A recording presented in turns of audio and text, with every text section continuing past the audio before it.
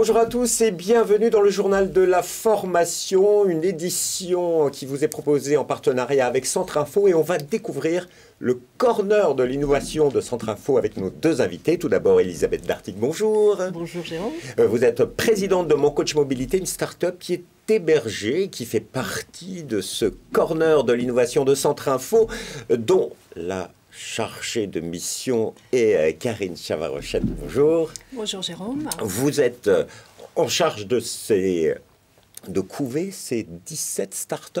Comment vous les hébergez, vous les couvez, vous travaillez avec elles? Quelle est la mission que vous avez auprès de ces 17 startups? Donc la mission de Centre Info est de rassembler donc différentes startups qui ont toute une activité principale dans le champ de la formation, de l'emploi et de l'orientation, de créer un lieu d'échange et d'expérimentation entre elles, de rassembler des startups qui sont souvent isolées, qui sont souvent des petites structures, donc leur permettre de se rencontrer, de dialoguer, de s'apercevoir par exemple qu'elles sont confrontées aux mêmes freins, aux mêmes obstacles, de favoriser, s'il le faut aussi, de nouvelles synergies pour développer des nouveaux marchés. Et puis, nous essayons de créer quelque chose de dynamique aussi au sein de Centre Info pour aussi participer à notre propre évolution et dialoguer avec nos propres experts, nos fameux experts. Ce monde des EdTech qui envahit tout le domaine de l'éducation, de la formation et de l'emploi. Effectivement, il y a des révolutions. Et d'ailleurs, là, dans le cadre de ce corner de l'innovation, vous êtes signataire d'un manifeste que vous avez lancé avec 5 autres startups qui s'appelle Innovation et Emploi, je t'aime, moi non plus.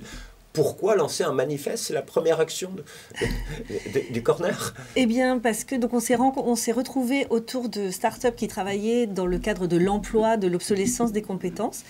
Et dans ce monde de la transition professionnelle, on s'est rendu compte qu'on avait tous les mêmes difficultés face aux institutions publiques. En fait, quand vous parlez d'insertion, de transition, il y a Pôle emploi, Transition Pro, le CIRI au ministère à Bercy. Enfin, il y a tellement d'acteurs qu'il est très compliqué de pouvoir s'orienter. Et donc, c'était pour montrer et expliquer nos difficultés, que ce soit pour s'orienter, que administrativement, parce que tout le code des marchés publics n'est pas simple, pour tout dire. Et puis, il y a une autre difficulté que les gens ne perçoivent pas, et qui est liée d'ailleurs à un enjeu local, c'est qu'il y a des organisations, par exemple comme Pôle emploi, qui sont très organisées au niveau national, mais quand on rentre aussi dans chaque organisation régionale, il y a les propres organisations.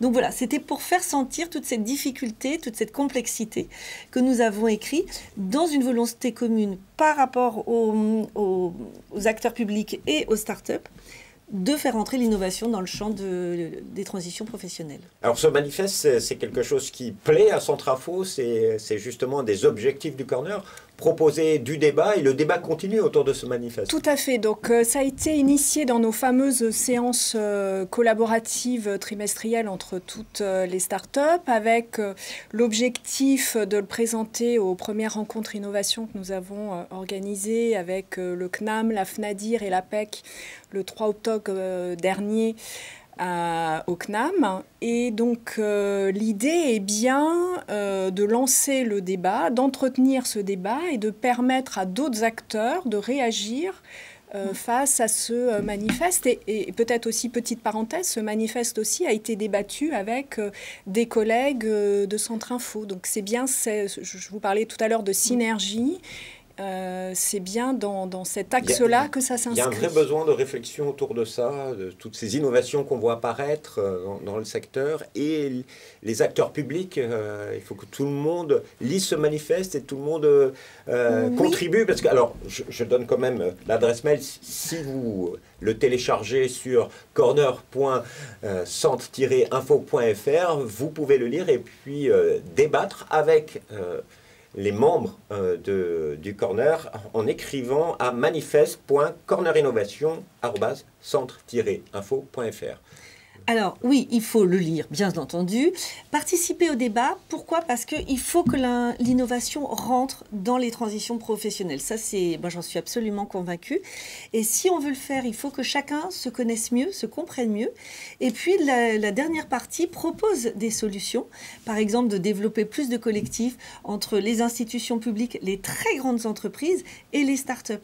Donc, on propose des solutions pour faire avancer le débat grâce à Centre Info qui aussi le porte à un niveau plus national.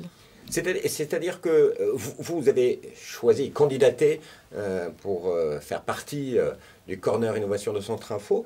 D'ailleurs, mon coach innovation, qu'est-ce que c'est?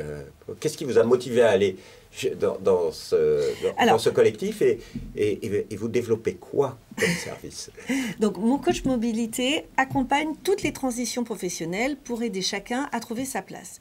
Donc, on va accompagner les bilans de compétences, les reconversions, les départs à la retraite, les recherches d'emploi, bien entendu.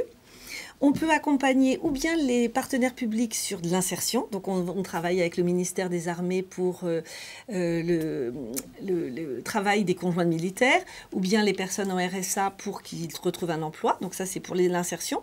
Puis, on travaille aussi pour les grandes entreprises, ou bien malheureusement pour les plans sociaux, ou bien pour développer la mobilité interne et gérer tout ce qui est reskilling, upskilling.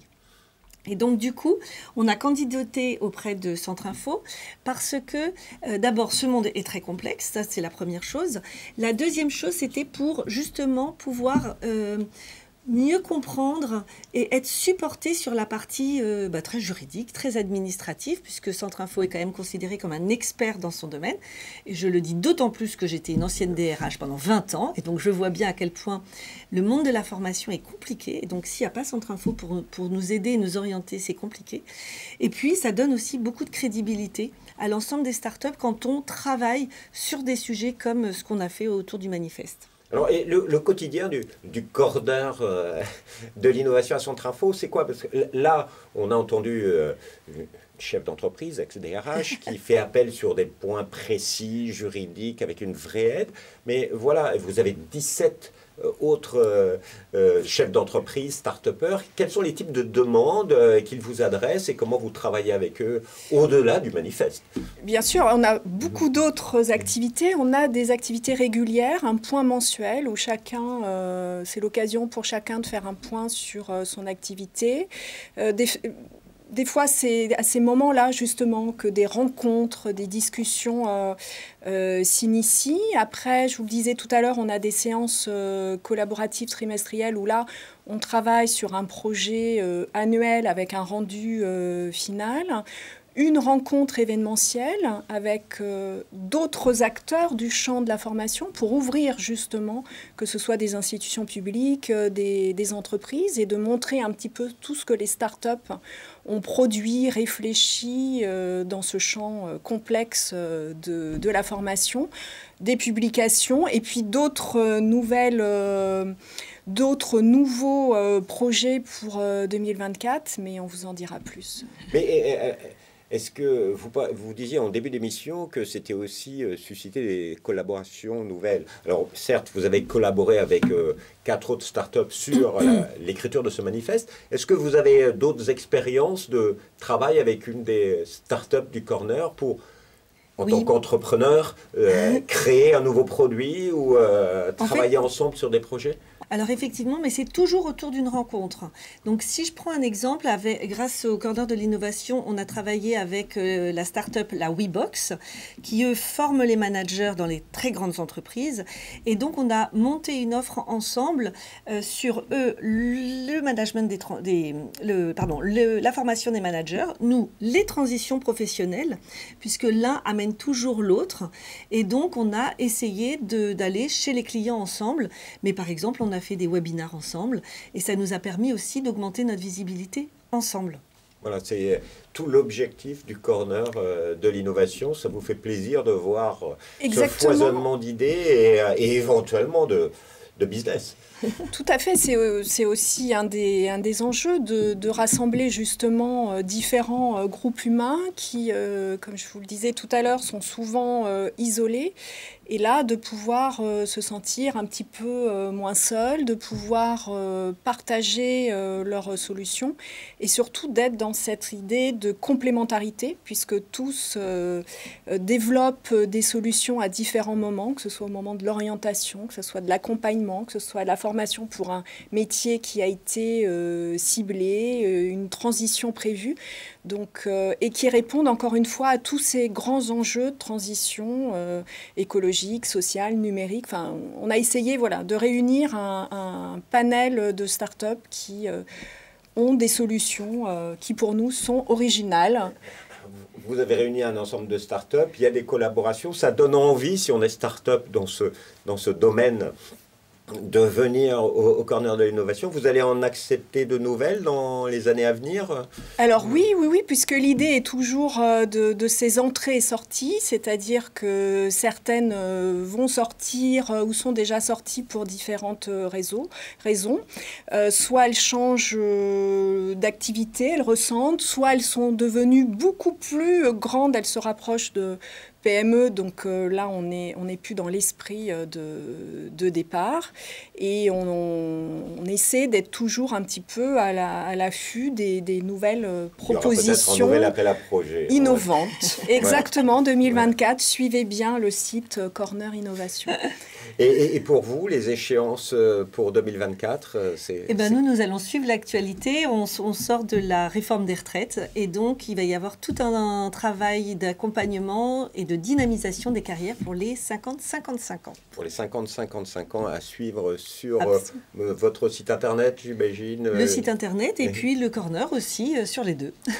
Merci en tout cas à toutes les deux pour cette découverte du Corner de l'innovation. Si vous voulez en savoir plus, c'est www.corner.centre-info.fr et n'oubliez pas que vous pouvez contribuer au débat autour du manifeste Innovation et Emploi, je t'aime, moi non plus, en écrivant à manifeste.cornerinnovation@centreinfo.fr. Moi, je vous souhaite une très bonne année formation 2024 et on se retrouve bientôt pour un nouveau journal de la formation. Au revoir.